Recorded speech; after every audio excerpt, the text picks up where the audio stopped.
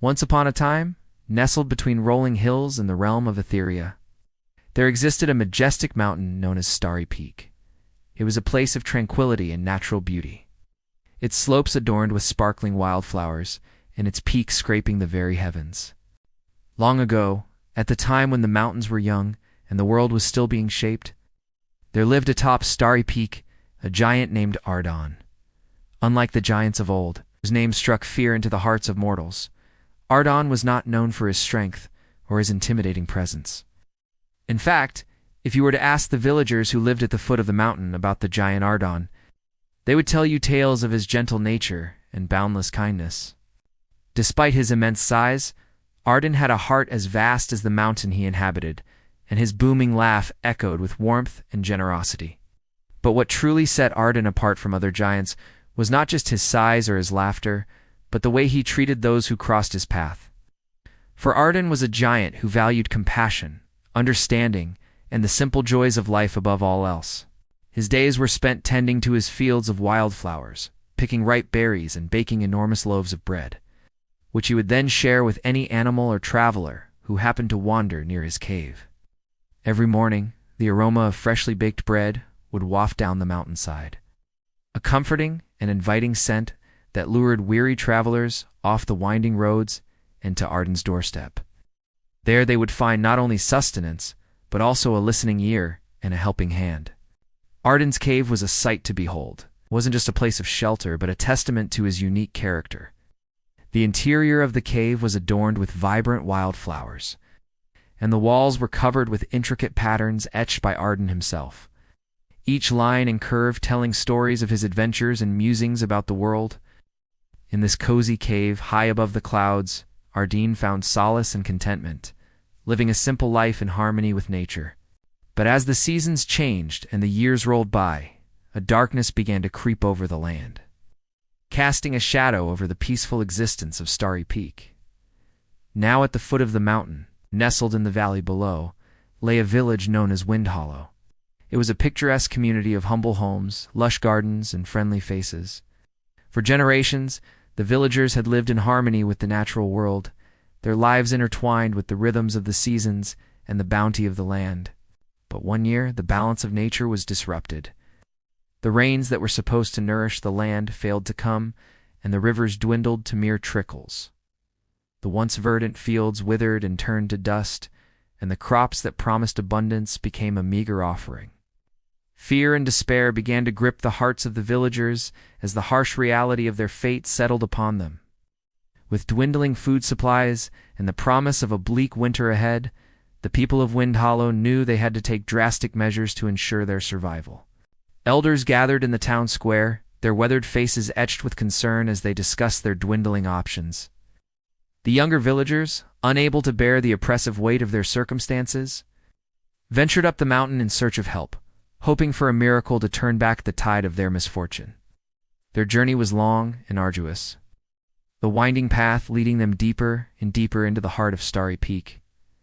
As they climbed higher, the air grew colder, and the dense forest gave way to rocky terrain. Yet their determination kept them going. And then, as if in answer to their prayers, they saw it, a faint glow emanating from a cave high up on the mountainside. Hope surged through their veins as they stumbled towards the light, their eyes shining with anticipation. As they approached the entrance of the cave, a deep voice boomed, echoing across the mountainside. "Who dares disturb my slumber?" Startled by the sudden sound, the young villagers froze in their tracks, their dreams of salvation hanging in the balance. Unsure of what to do next, they stood hesitantly outside the cave, their bodies trembling with a mixture of fear and desperation. Suddenly, one of the villagers stepped forward, his voice trembling slightly yet resolute. "Great giant, we come to you not as intruders, but as supplicants seeking your aid.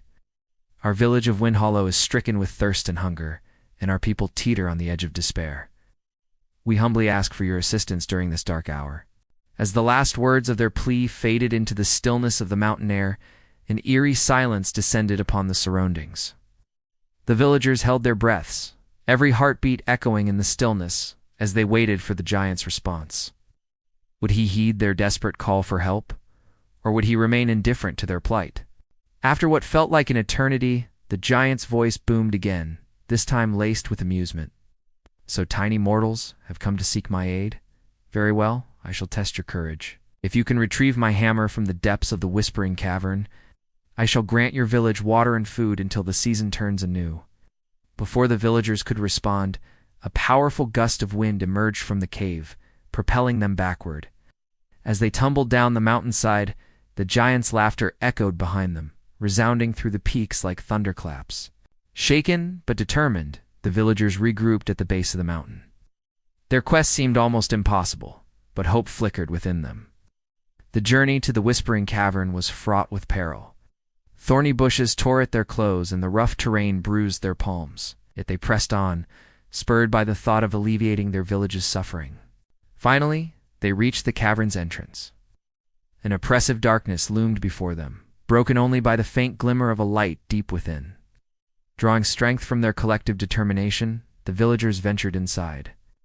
The cavern was a labyrinth of twisting tunnels, and the villagers lost track of time. Or just when their spirits began to flag, they saw it, the giant's hammer resting on a stone pedestal bathed in a soft, ethereal light.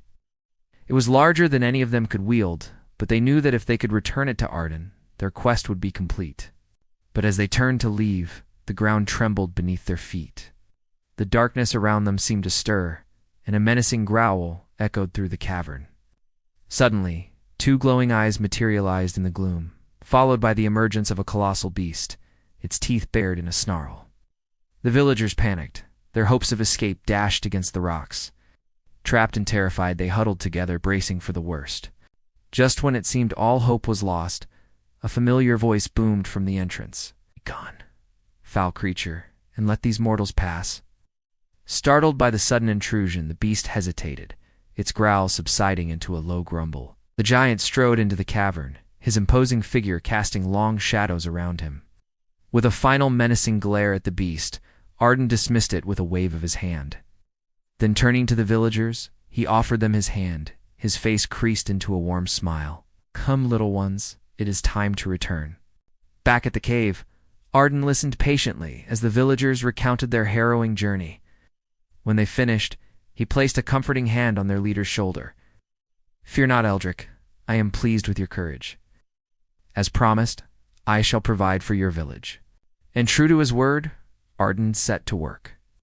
He used his immense strength to dig deep into the mountainside, unearthing fresh springs of water that flowed down the slopes and into the parched lands below. With gentle care, he planted seeds and watered them with the mountain's lifeblood, watching as they sprouted and grew. Within days, Wind Hollow's fields were transformed, becoming a sea of green as crops ripened under the warm sun. As the villagers watched in awe, Arden continued his work, fashioning sturdy shelters to protect their homes from the coming winter storms. When the first snowflakes began to fall, Arden gathered fallen branches and leaves, creating towering bonfires that chased away the biting cold. Throughout the long, dark nights, Arden's cave became a sanctuary for the villagers. They shared stories, sang songs, and most importantly, they learned from the giant. They discovered that Arden's kindness and compassion knew no bounds, and they marveled at his ability to find joy in the simplest of things. In return, the villagers showered Arden with gratitude, showering him with gifts of freshly harvested fruits and vegetables. They created beautiful woven tapestries to adorn his cave walls, and they sang songs of his bravery and generosity, which echoed through the mountain passes. And so the winter passed, and when spring returned, the land was transformed. The crops flourished, the animals thrived, and the villagers of Wind Hollow emerged from their shelters, healthier and more resilient than before. They looked up at Starry Peak, with hearts filled with love and admiration for the gentle giant who had saved them. Time went on, and seasons turned, each bringing with it new challenges and opportunities for the people of Wind Hollow. Yet through it all, the bond between the villagers and Arden remained steadfast. They continued to bring him gifts and share their stories, and in return, he continued to offer his wisdom, his strength, and his unwavering kindness.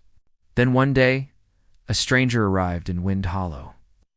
She was an old woman, bent with age, her clothes tattered and worn. At first the villagers hesitated, for they had never seen this woman before. But something in her frail figure tugged at their hearts, reminding them of the winter when they had faced starvation and the bitter cold. Without hesitation, they led the old woman to Arden's cave.